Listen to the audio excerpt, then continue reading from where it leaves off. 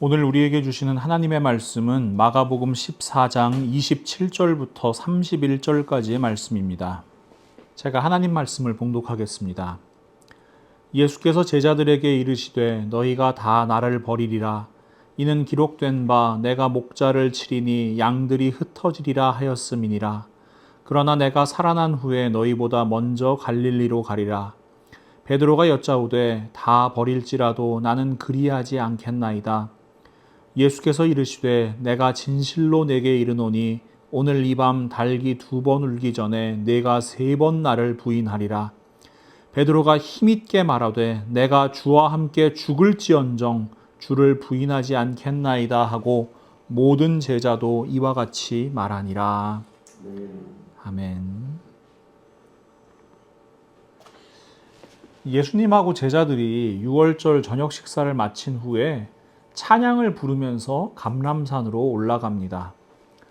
예수님께서 저녁 식사 후에 감람산으로 가시는 것은 그리 특별한 일이 아니었습니다. 누가복음 22장 39절 말씀을 보시면 예수께서 나가사 습관을 따라 감람산에 가심에 제자들도 따라갔더니, 하지만 이날 저녁에 제자들은 이미 아주 특별한 경험을 했습니다. 예루살렘에서 예수님과 함께한 첫 유월절 저녁 식사였고요. 예수님께서 축복하시고 떼어주신 떡을 먹었고 부어주신 포도주를 마셨습니다. 요한복음에 의하면 예수님께서는 이 자리에서 제자들 한 사람 한 사람의 발을 씻어주십니다. 제자들은 아직 그 유월절 식사 자리가 정확히 어떤 의미인지는 알지 못했을 겁니다. 하지만 예수 그리스도께서 베풀어 주신 최초의 성찬을 먹고 마시고 예수님께서 친히 행하시는 세족식을 경험한 제자들의 마음은 매우 행복했을 겁니다. 그러니까 찬양이 절로 나오는 거예요. 여러분, 참 분위기가 따뜻하고 좋습니다. 그런데 말입니다. 갑자기 예수님께서 청천벽력 같은 말씀을 하시는 거예요. 오늘 본문 27절과 28절 말씀을 다시 보시면 예수께서 제자들에게 이르시되 너희가 다 나를 버리리라. 이는 기록된 바 내가 목자를 치리니 양들이 흩어지리라 하였음이니라. 그러나 내가 살아난 후에 너희보다 먼저 갈릴리로 가리라. 저는 이 말씀을 마지막 순환예고라고도 해석을 하거든요. 예수님께서 제자들에게 자신의 순환과 부활을 마지막으로 예고하시는 거예요. 예수님께서 순환과 부활을 예고하신 거 처음이 아니지요. 마가복음 10장 33절에서 34절 말씀을 다시 한번 보시면 보라, 우리가 예루살렘에 올라가노니 인자가 대제사장들과 서기관들에게 넘겨짐에 그들이 죽이기로 결의하고 이방인들에게 넘겨주겠고 그들은 능욕하며 침뱉으며 채찍질하고 죽일 것이나 그는 3일 만에 살아나리라 하시니라. 근데 오늘 본문에 기록되어 있는 이 마지막 순환 예고는 이전에 하셨던 순환 예고들과 큰 차이점이 하나 있습니다. 27절 말씀을 제가 다시 한번 읽어볼게요. 예수께서 제자들에게 이르시되 너희가 다 나를 버리리라. 너희가 다 나를 버리리라. 예수님께서는 제자들이 예수님을 버릴 것이라고 말씀하십니다. 이 버리리라라고 번역된 헬라어 단어는 스칸달리조라고 하는 단어인데요. 이 단어는 걸리게 하다, 넘어지게 하다, 성나게 하다, 이런 의미로 사용되는 단어입니다. 여러분 성경 읽으시다 보면 실족하게 하다, 범죄하게 하다 이런 단어들이 있잖아요. 이게 바로 스칸달리소라는 단어가 사용된 구절입니다. 그 중에서도 오늘 본문 말씀과 딱 맞는 말씀이 하나 있는데 마가복음 4장에 기록된 4가지 땅에 떨어진 씨 비유입니다. 마가복음 4장 16절과 17절 말씀을 함께 보시면 또 이와 같이 돌밭에 뿌려졌다는 것은 이들을 가리킴이니 곧 말씀을 들을 때에 즉시 기쁨으로 받으나 그 속에 뿌리가 없어 잠깐 견디다가 말씀으로 인하여 환난이나 박해가 일어난 때에는 곧 넘어지는 자요. 스칸달리소예요. 말씀을 들을 때는 기쁨으로 받아요. 그런데 뿌리가 없습니다. 그래서 말씀으로 인하여 환난이나 박해가 찾아오면 곧 넘어지고 맙니다. 버리는 거예요. 예수님께서 제자들에게 말씀하시는 겁니다. 너희들 모두 지금까지 나의 가르침을 듣고 수많은 표적을 보아왔지? 오늘은 최초의 성찬도 경험했고 내가 너희들의 발도 씻겨 주었지. 그런데 너희들 모두 첫 환난이 닥치자마자 넘어질 거야. 첫 박해를 만나자마자 그것도 너희가 직접 당하는 박해가 아니라 내가 당하는 박해를 만나자마자 너희는 모두 나를 버릴 거야 라고 말씀하시는 겁니다. 이 말씀을 듣는 제자들은 큰 충격을 받았을 겁니다. 제자들이 이 네 가지 땅에 떨어진 씨 비유의 말씀을 들을 때의 상황을 한번 생각해 보세요. 마가복음 4장 10절에서 12절 말씀에 이렇게 기록되어 있는데요. 예수께서 혼자 계실 때 예수의 주위에 둘러있는 사람들이 12제자와 함께 그 비유들이 무슨 뜻인지를 예수께 물었다. 예수께서 그들에게 말씀하셨다. 너희에게는 하나님 나라의 비밀을 맡겨주셨다. 그러나 저 바깥 사람들에게는 모든 것이 수수께끼로 들린다. 그것은 그들이 보기는 보아도 알지 못하고 듣기는 들어도 깨닫지 못하게 하셔서 그들이 돌아와서 용서를 받지 못하게 하시려는 것이다. 자, 여러분, 다른 사람들에게는 비유로만 말씀을 하셨어요. 그런데 12제자를 포함한 최측근들, 가까이 있는 제자들에게만 비유의 의미를 자세하게 풀어주시는 거예요. 어떻게 보면 되게 특별 대우잖아요. 자, 네 가지 경우가 있지요. 자, 1번 길가에 뿌려진 씨, 2번 돌밭에 뿌려진 씨, 3번 가시떨기에 뿌려진 씨, 4번 좋은 땅에 뿌려진 씨. 자, 퀴즈를 하나 내겠습니다. 예수님 말씀을 듣던 12제자들은 자신들을 어떻게 생각할까요? 1번에서 4번. 네, 당연히 4번. 좋은 땅에 뿌려진 씨라고 생각할 거 아니에요. 마가복음 4장 20절. 좋은 땅에 뿌려졌다는 것은 곧 말씀을 듣고 받아 30배나 60배나 100배의 결실을 하는 자니라. 자기들은 특별한 사람이라고 생각하겠죠. 우리는 좋은 땅이라고 생각하겠죠. 선민의식이잖아요. 특권의식이잖아요. 그런데 사실 한꺼풀 껍데기를 벗겨내잖아요. 이게 바로 영적인 교만함입니다. 12제자의 실상은 어떻죠? 마가복음 4장 15절 말씀이 길가에 뿌려졌다는 것은 이들을 가리킴이니 곧 말씀을 들었을 때 사탄이 즉시 와서 그들에게 뿌려진 말씀을 빼앗는 것이요. 즉시 빼앗아 갑니다. 자, 예수님께서 조금 전에 세족식을 하셨잖아요. 12제자들의 발을 씻어주신 다음에 이렇게 말씀하세요. 요한복음 13장 14절에서 15절 말씀. 내가 주와 또는 선생이 되어 너희 발을 씻었으니 너희도 서로 발을 씻어주는 것이 옳으니라. 내가 너희에게 행한 것 같이 너희도 행하게 하려 하여 본을 보였노라. 서로 섬기라고 말씀하세요. 서로 사랑으로 종노릇하라고 말씀하세요. 그런데 예수님께서 베푸신 최초의 성찬을 먹고 예수께서 친히 행하신 세족식을 경험하고 그 말씀을 들은 제자들이 가장 먼저 한 일이 무엇입니까? 누가복음 22장 24절 말씀. 또 그들 사이에 그중 누가 크냐 하는 다툼이 난지라. 싸움박질이에요. 누가 크냐 하는 논쟁이에요. 높아지려는 마음이에요. 여러분, 서로 섬기라는 말씀 듣자마자 사탄에게 빼앗긴 사람들이 누구예요? 12제자들인 거예요. 이런 모습은 어떻습니까? 마가복음 4장 18절과 19절 말씀. 또 어떤 이는 가시떨기에 뿌려진 자니 이들은 말씀을 듣기는 하되 세상의 염려와 재물의 유혹과 뒤타 욕심이 들어와 말씀을 막아 결실하지 못하게 하는 되는 자요. 12제자들 모습 아닙니까? 제자들은요, 오병이어의 기적을 경험한 다음에도 여전히 그들에게 떡이 없음을 걱정하고 염려합니다. 서로 높아지기 위해서 애를 씁니다. 예수님께서 이제 곧 이스라엘의 왕이 되시면 한 자리 차지하고 싶은 욕망이 가득해요. 내 모든 것을 내버리고 예수를 따랐으니까 그 보상을 받고 싶은 욕망이 가득해요. 이런 욕망이 말씀을 막고 결실하지 못하게 합니다.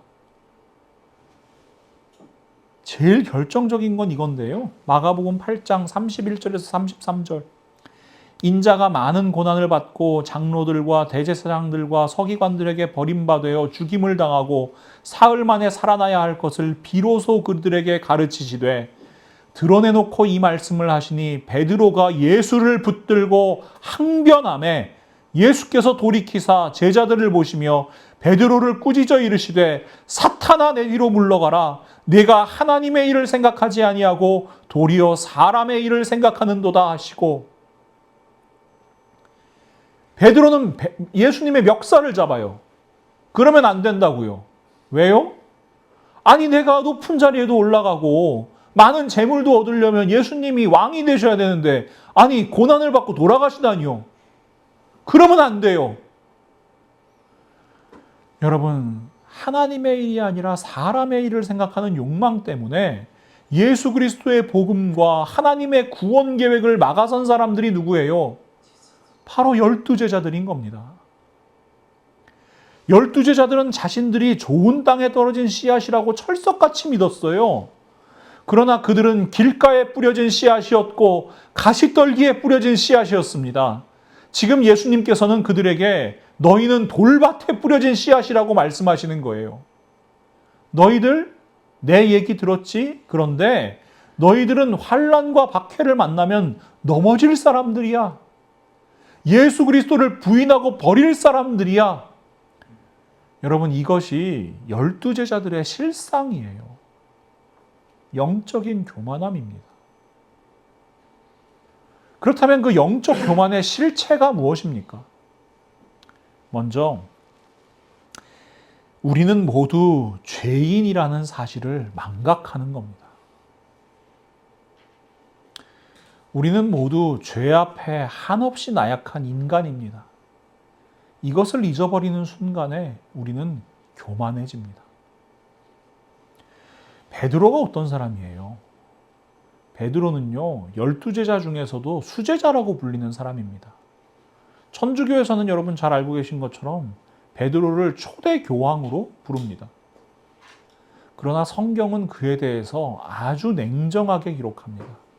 마가복음 14장 29절에서 30절 말씀. 베드로가 여짜오되 다 버릴지라도 나는 그리하지 않겠나이다.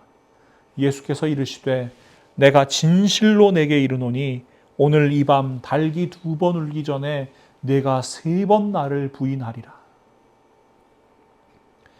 베드로가 예수님 배신할 거라고요. 3번이나 예수님을 부인할 거라고요. 실제로 베드로는 대제사장의 집들에서 예수님을 3번 부인합니다. 마가복음 14장 71절 말씀 보시면 그러나 베드로가 저주하며 맹세하되 나는 너희가 말하는 이 사람을 알지 못하노라 하니, 이 3번째 부인에서는 저주하면서 맹세하면서 부인해요. 여러분, 베드로는 수제자라면서요. 죽어도 예수님 안 버리겠다면서요. 대부분의 문화권에서 마찬가지입니다만은 특히 중동 지방에서는 배신에 대해서 아주 엄격해요. 신의를 저버린 사람 취급하지 않습니다. 이런 문화에서 뇌물을 받고 자기 스승을 대적에게 넘긴 사람이 있죠. 누구예요? 가룟 유다잖아요. 이 가룟 유다의 행위는 용서받지 못할 일인 거예요. 그런데 마가복음에서는요, 예수 그리스도의 수제자인 베드로 역시 가룟 유다와 똑같은 인간일 뿐이라고 기록하고 있는 겁니다. 이 성경을 묵상하고 연구를 하다 보면 이 마가복음을 기록한 마가가 좀 너무한 거 아닌가 이런 생각도 들어요. 사실 마가랑 베드로는요, 대단히 돈독한 관계였습니다. 이 베드로전서에서 베드로가 이 마가에 대해서 이렇게 소개를 하거든요. 베드로전서 5장 13절 말씀 보시면 택하심을 함께 받은 바벨론에 있는 교회가 너희에게 모난하고 내 아들 마가도 그리하느니라. 바울의 영적인 아들이 디모데였다면 베드로의 영적인 아들은 마가인 거예요. 아니 그럼요. 마가가 복음서를 기록할 때 자기 영적인 아버지인 베드로의 약점과 허물은 좀 빼줘야 되는 거 아니에요? 인간적으로다가. 예수님께서 베드로가 3번 부인할 거 예언하시고 그 예언대로 베드로가 3번 부인한 이야기를 삭제해도요, 예수 그리스도의 십자가 복음이 훼손돼요? 전 그거 아니라고 보거든요. 그러면 수제자 베드로의 부끄러운 모습 좀 감춰줄 수 있잖아요. 유대인을 위한 사도요고요. 초대 예루살렘 교회의 지도자였던 베드로 이 체면 한번 살려줄 수 있는 거잖아요. 그런데 아닙니다. 그렇기 때문에 마가는 반드시 이 이야기를 기록해야 했던 거예요. 여러분, 현대사회에서도 맹목적으로 종교 지도자를 추종하는 사람들 때문에 다양한 사회 문제가 발생하지요. 이단과 사이비의 교주들, 그 다음에 잘못된 방향으로 가는 타락한 목사들. 근데 생각해보면요. 종교의 영향력이 현대사회보다 훨씬 컸던 고대사회에서 종교적의 지도자의 영향이 여기에 어떠했을까요? 이건 대단한 것이었습니다. 베드로를 한번 살펴보세요. 여러분, 베드로는요, 성전 미문에 앉아있던 지체장애인을 고쳐줍니다. 중풍병자를 일으킵니다. 심지어 죽은 다비다를 살려냅니다. 와, 여러분, 그 영향력이 어느 정도였냐 하면요. 사도행전 5장 15절에서 16절 말씀 보시면 심지어 병든 사람을 메고 거리에 나가 침대와 요 위에 누이고 베드로가 지날 때에 혹 그의 그림자라도 누구에게 덮일까 바라고 예루살렘 부근에 수많은 사람들도 모여 병든 사람과 더러운 귀신에게 괴로움 받는 사람들을 데리고 와서 다 나음을 얻으니라. 야, 이거 어마어마하지요. 만약에 제가요, 지나가는데 이렇게 그림자라도 덮이면 병자가 일어난다? 여러분, 우리 교회 뭐 10,000명 되는 거 순식간일 겁니다. 여러분, 병든 사람을 눕혀놓고요, 베드로 그림자라도 덮이길 바라고 있는 거예요, 사람들이 지금. 대단한 거예요. 여러분, 이렇게 되면 뭐가 되기에 제일 적합한 상황이에요, 지금? 네, 정답을 너무나 잘 아시네요. 교주 되기에 딱 적합한 상황인 거예요. 그러나 베드로는요, 참으로 신실한 예수 그리스도의 사도였습니다. 사도행전 10장 24절에서 26절 말씀을 보시면 이튿날 가이사랴에 들어가니 고넬료가 그의 친척과 가까운 친구들을 모아 기다리더니 마침 베드로가 들어올 때 고넬료가 맞아 발 앞에 엎드려 절하니 베드로가 일으켜 이르되 일어서라 나도 사람이라. 백부장 고넬료가 베드로 앞에 엎드려 절합니다.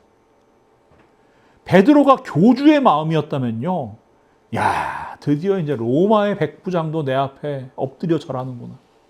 마음이 아주 흐뭇했을 겁니다. 거들먹거렸을 거예요. 그러나 베드로는 얼른 고넬료를 잡아서 일으키면서 이야기하는 거예요. 나도 사람일 뿐이라고요. 베드로가 진정 예수 그리스도의 사도였던 이유가 바로 여기에 있어요. 여러분, 놀라운 기적을 행했기 때문이 아니에요. 수천 명을 단번에 회심시키는 설교를 했기 때문이 아니에요. 초대 예루살렘 교회의 지도자였기 때문이 아니에요. 베드로는 자신이 죄인일 뿐이라는 것을, 자신이 연약한 인간일 뿐이라는 사실을 잊어버리지 않았기 때문에 예수 그리스도의 사도로 기억될 수 있는 겁니다.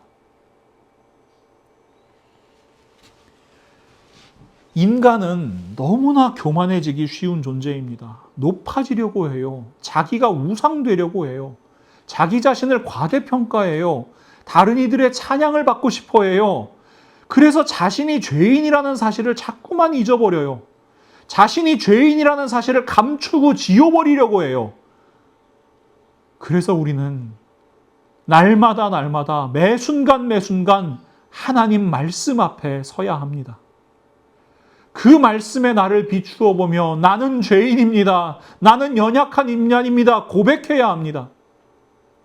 히브리서 4장 12절과 13절 말씀, 하나님의 말씀은 살아있고 활력이 있어 좌우의 날선 어떤 검보다도 예리하여 혼과 영과 및 관절과 골수를 찔러 쪼개기까지 하며 또 마음의 생각과 뜻을 판단하나니 지으신 것이 하나도 그 앞에 나타나지 않음이 없고 우리의 결산을 받으실 이의 눈앞에 만물이 벌거벗은 것 같이 드러나느니라.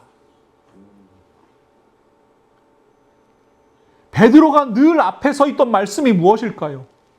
자기 자신을 비추어 보던 말씀이 무엇일까요? 나도 사람이라 고백하게 만든 말씀이 무엇일까요?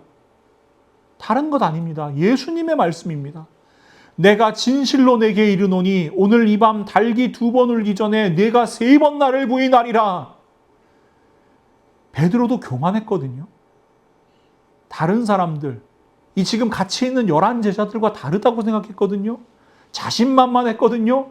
그러나 예수 그리스도의 말씀 앞에서 그는 고백할 수밖에 없는 겁니다. 나도 사람이라.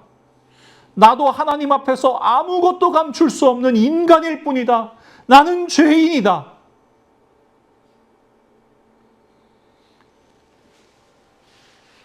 베드로처럼 하나님 말씀에 늘 자신을 비추어 보기를 권면합니다. 하나님 말씀 앞에서 살아가기를 권면합니다. 영적인 교만함을 버리십시오. 우리는 인간입니다. 우리는 죄인입니다. 또 한 가지 영적 교만의 실체가 있습니다. 그것은 나는 아닐 것이라는 착각입니다. 마가복음 14장 29절과 31절 말씀 보시면 베드로가 여짜오되 다 버릴지라도 나는 그리하지 않겠나이다. 베드로가 힘있게 말하되 내가 주와 함께 죽을지언정 주를 부인하지 않겠나이다 하고 모든 제자도 이와 같이 말하니라. 나는 아닐 것이다. 나는 의인이다. 나는 죄의 유혹 앞에서 자유롭다. 나는 어떤 고난과 박해가 찾아와도 나는 결코 변하지 않을 것이다. 정말 그렇습니까? 내가 그렇게 강한 존재입니까? 제가 평일에 일을 하면서 운전을 많이 하잖아요. 그 적도를 기준으로 지구 둘레가 약 24,901마일이래요. 근데 제가 1년에 한 5만 5천 마일 정도 운전을 하거든요. 그러니까 지구를 2바퀴 정도 도는 거더라고요. 1년에 5만? 이게 보통 운전하시는 분들이 음악을 많이 들으시는데 저는 유튜브를 많이 틀어놓습니다. 정확하게는 영상을 보는 게 아니라 영상을 듣는 거죠. 요즘에 좋은 강의들이 많이 올라와 있어서 아주 좋아요. 정말 다양한 분야의 강의들을 많이 듣는데요. 얼마 전에 서울대학교 의과대학 법의학 교실에 유성호 교수님이라는 분이 계신데 그것이 알고 싶다 뭐 이런 데 많이 나오는 분입니다. 이분의 강의를 하나 듣게 됐어요. 이 제목이 뭐냐면 법의학자가 술 마시기를 그만둔 이유라는 제목의 강의예요. 이 유성호 교수님이 매일같이 이렇게 시신을 부검을 하시는데 이 알코올 중독으로 사망하시는 분들을 부검하시는 일이 굉장히 많대요. 근데 이런 분들의 뇌나 이런 간, 장기의 모습들이 아주 혐오스러운 경우가 많다고 그러시네요. 그래서 될 수 있으면 음주를 하지 말라고 이렇게 말씀을 하시더라고요. 이 만성적인 알코올 중독도 위험하지만요, 급성 알코올 중독도 상당히 위험하대요. 근데 이 급성 알코올 중독의 기준이 뭐냐 하면 2시간 안에 혈중 알코올 농도 0.08% 이상이면 급성 알코올 중독이라는 겁니다. 이게 어느 정도냐면 2시간 안에 소주 1병 정도를 마신 정도래요. 그래서 이제 뭐 사람들이 그러는 거예요. 그 정도는 괜찮은 거 아닌가요? 대부분 이렇게 반응한다는 거예요. 나는 괜찮은데요? 나는 그렇게 마셔봤는데 아무렇지도 않은데요? 근데 여러분, 이게 그런 급성 알코올 중독이 당장엔 괜찮아 보이지만 뇌와 간을 포함한 여러 장기에 상처를 입히고 때로는 회복 불가능한 손상을 입히는 수준의 그런 음주량이라는 거예요. 근데 이 교수님께서 아무리 이렇게 강의를 하셔도 나는 괜찮은데요? 나는 아닐 것 같은데요? 라고 하는 분들이 이제 대부분 어떻게 되는 거예요? 이 교수님의 부검대 위에 올라갈 가능성이 높아지는 거죠. 여러분, 이 종려주일인데요, 오늘이. 마가복음 11장을 보시면은 8절에서 10절 말씀에 종려주일의 모습을 이렇게 묘사하고 있어요. 많은 사람들은 자기들의 겉옷을, 또 다른 이들은 들에서 벤 나뭇가지를 길에 펴며 앞에서 가고 뒤에서 따르는 자들이 소리 지르되 호산나 찬송하리로다 주의 이름으로 오시는 이여 찬송하리로다 오는 우리 조상 다윗의 나라여 가장 높은 곳에서 호산나 하더라. 예수님께서 나귀 새끼를 타시고 예루살렘 성에 들어가실 때 많은 사람들이 나왔습니다. 겉옷을 벗어서 길에 깔고 종려나무 가지를 흔들면서 외쳤습니다. 호산나 우리를 구원하소서. 그러나 일주일도 지나지 않아서 사람들은 이렇게 외칩니다. 마가복음 15장 12절에서 14절 말씀입니다. 빌라도가 또 대답하여 이르되 그러면 너희가 유대인의 왕이라 하는 이를 내가 어떻게 하랴? 그들이 다시 소리 지르되 그를 십자가에 못 박게 하소서. 빌라도가 이르되 어찌 미냐? 무슨 악한 일을 하였느냐 하니 더욱 소리 지르되 십자가에 못 박게 하소서 하는지라. 말 그대로 돌변합니다. 상상하기 어려운 일이 일어납니다. 예수 그리스도의 제자들도 마찬가지예요. 여러분, 일주일이 뭡니까? 몇 시간도 안 돼서 돌변하는 겁니다. 마가복음 14장 31절과 50절 말씀. 베드로가 힘있게 말하되 내가 주와 함께 죽을지언정 주를 부인하지 않겠나이다 하고 모든 제자도 이와 같이 말하니라. 제자들이 다 예수를 버리고 도망하니라. 여러분, 나는 아닐 것이라고 착각하지 마십시오. 영적인 교만함입니다. 사도 바울은 이렇게 권면합니다. 고린도전서 10장 12절 말씀과 고린도후서 13장 5절 말씀입니다. 그런즉 선줄로 생각하는 자는 넘어질까 조심하라. 너희는 믿음 안에 있는가 너희 자신을 시험하고 너희 자신을 확증하라. 예수 그리스도께서 너희 안에 계신 줄을 너희가 스스로 알지 못하느냐? 그렇지 않으면 너희는 버림받은 자니라. 사랑하는 믿음의 동역자 여러분, 영적 교만을 버리십시오. 우리는 모두 인간입니다. 죄인입니다. 나는 아닐 것이라고 착각하거나 자신하지도 마십시오. 우리는 우리 생각보다 훨씬 연약하고요. 훨씬 흔들리기 쉬운 존재입니다.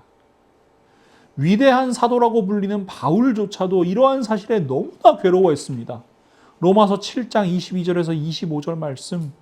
나는 속사람으로는 하나님의 법을 즐거워하나 내 지체에는 다른 법이 있어서 내 마음의 법과 맞서서 싸우며 내 지체에 있는 죄의 법에 나를 포로로 만드는 것을 봅니다. 아, 나는 비참한 사람입니다. 누가 이 죽음의 모에서 나를 건져주겠습니까? 우리 주 예수 그리스도를 통하여 나를 건져주신 하나님께 감사를 드립니다. 그러니 나 자신은 마음으로는 하나님의 법을 섬기고 육신으로는 죄의 법을 섬기고 있습니다. 우리는 다 레미제라블이에요. 비참한 사람들이에요. 그러나 우리에게는 소망이 있습니다. 오늘 본문 27절 말씀에서 예수님께서 인용하신 말씀인데요. 스가랴 13장 7절 말씀인데 제가 7절에서 9절 말씀을 읽어드릴게요. 만군의 여호와가 말하노라. 카라 깨어서 내 목자, 내 짝된 자를 치라. 목자를 치면 양이 흩어지려니와 작은 자들 위에는 내가 내 손을 들이우리라. 여호와가 말하노라. 이 온 땅에서 3분의 2는 멸망하고 3분의 1은 거기 남으리니 내가 그 3분의 1을 불 가운데에 던져 은같이 연단하며 금같이 시험할 것이라. 그들이 내 이름을 부르리니 내가 들을 것이며 나는 말하기를 이는 내 백성이라 할 것이요 그들은 말하기를 여호와는 내 하나님이시라 하리라. 여러분, 우리 그리스도인들이 경험하는 고난과 박해는 하나님의 연단과 시험이라는 사실을 기억하십시오. 멸망하는 사람들, 심판받을 사람들한테는요, 연단과 시험이 없어요. 오직 심판만 있을 뿐입니다. 그러나 하나님의 백성들에게는 연단과 시험이 있습니다. 그것은 죽이기 위한 심판이 아니라 살리기 위한 시험과 연단입니다. 그리고 우리가 그것을 이길 수 있는 것은 나의 힘과 능력과 의지가 아닌 예수 그리스도의 사랑과 능력 때문임을 고백합시다. 우리 함께 로마서 8장 1절과 2절 말씀을 고백하면서 읽겠습니다. 함께 읽지요. 그러므로 그리스도 예수 안에 있는 사람들은 정죄를 받지 않습니다. 그것은 그리스도 예수 안에서 생명을 누리게 하는 성령의 법이 당신을 죄와 죽음의 법에서 해방하여 주었기 때문입니다. 아멘. 우리는 비록 죄인이지만 하나님께서 우리를 죄 없다 말씀하십니다. 우리는 비록 연약하지만 하나님은 강하십니다. 예수 그리스도의 십자가 그 보혈의 능력으로 우리는 구원을 받았습니다. 우리는 그 믿음으로 사는 겁니다. 예수 그리스도와 함께 새 생명으로 사는 겁니다. 그러니 고백합시다. 우리는 죄인입니다. 그러나 우리는 구원받은 죄인입니다. 우리는 연약한 인간입니다. 그러나 우리는 예수 그리스도의 능력과 생명으로 살아가는 그리스도인입니다. 이것이 우리의 정체성입니다. 잠언 18장 12절 말씀에 이렇게 기록되어 있습니다. 사람의 마음의 교만은 멸망의 선봉이요 겸손은 존귀의 길잡이니라. 여러분, 저는 이 말씀이 단지 교만하지 말고 겸손해라 하는 말씀이 아니라 예수 그리스도의 십자가에 대한 말씀이라고 믿습니다. 고린도전서 1장 18절 말씀과 25절 말씀. 십자가의 도가 멸망하는 자들에게는 미련한 것이요 구원을 받는 우리에게는 하나님의 능력이라.